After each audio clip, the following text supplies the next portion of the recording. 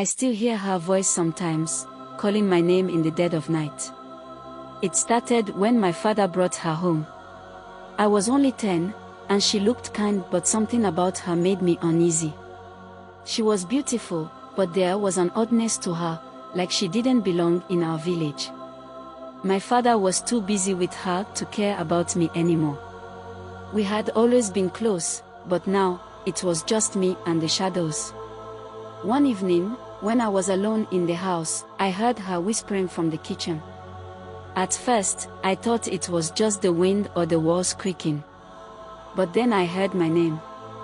She was calling me, but it didn't sound right, like her voice was twisted in some way.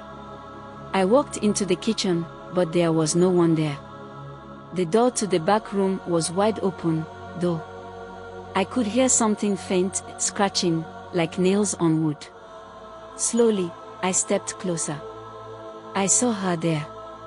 Her eyes were glowing, wide and wild, staring at me with a look I can never forget. Her teeth, they weren't right. She smiled, but it wasn't a human smile.